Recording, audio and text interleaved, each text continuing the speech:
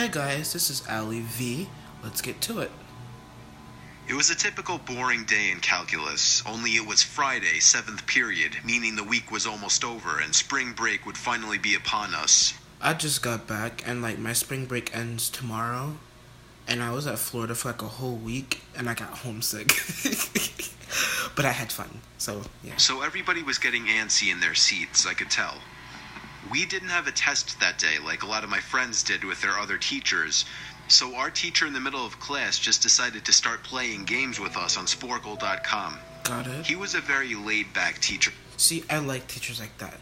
They don't have to be boring. They don't have to be, not boring, but they could be cool.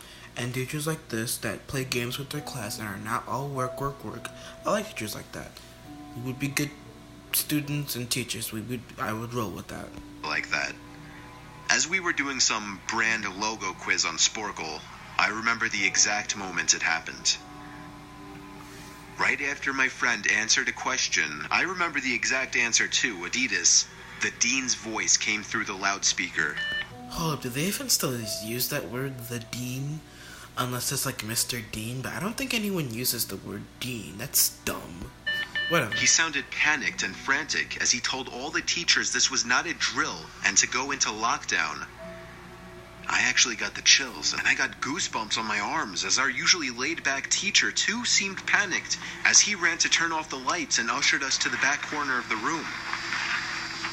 We all sat in silence for about 2 minutes, and then the usual buzzing that came from a panel in the back of the room ceased, indicating that the school must have cut all the power. We all looked at each other, realizing this. That don't make no sense. I mean, our school makes lockdowns real, and they never cut any power. They just turn off the lights. They don't cut the power, so I don't know why you'd cut the power to a school, but whatever. Roll with it, I guess. Must be serious. A few more minutes of waiting later, we heard a man screaming at the top of his lungs coming down the hallway. 2 girls in the class actually started crying, which made all the— Shut the fuck up! No, that's the same shit with my school. Except in my school, you got these bunch of girls who are sitting there yelling and on their phones and getting up and walking around. It's a lockdown. Sit the fuck down and stop making so much goddamn noise. The shit is annoying. God, man, I can't stand it. It's a lockdown, so shut the fuck up and deal with it. Honestly. It's even more scared. As the screaming got closer to the classroom, the lunatic-sounding man started banging on the lockers while screaming. And I'm not trying to make fun of mental people, because there are people like that, but number one, this is why people like the government need to get better with their school fundings, because this shit is real. I'll kill all of you. It was at that moment that I started to fear for my life. My teacher shushed us as we all looked at each other to see our peers' reactions. The banging then moved from the lockers to our classroom door. And that's when one of the crying girls screamed no. And you just give your position away, because that man could have really shot the door open and shot all y'all people, because not only were there people crying, but this girl's like, no, shut the fuck up.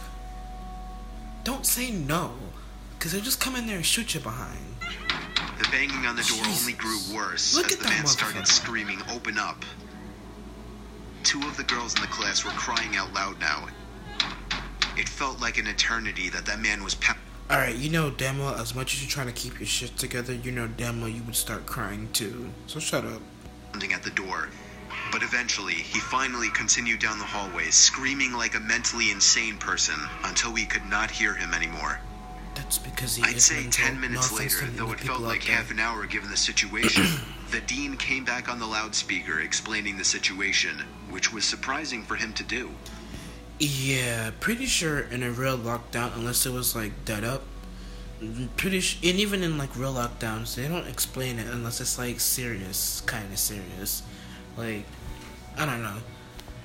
Even if with the fake lockdowns, they never explain what was happening or give some kind of fake scenario, which would be pretty smart to do, give a fake scenario, but whatever.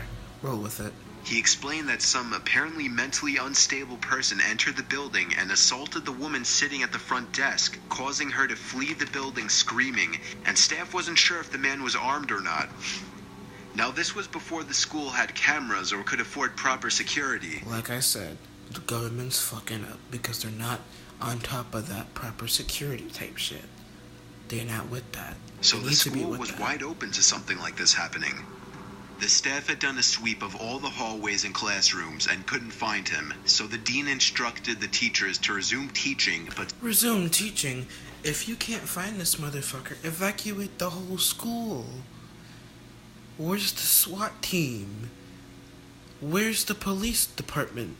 If you can't find this motherfucker, you should have evacuated the whole school, because he could have came out and, a closet door and shot y'all.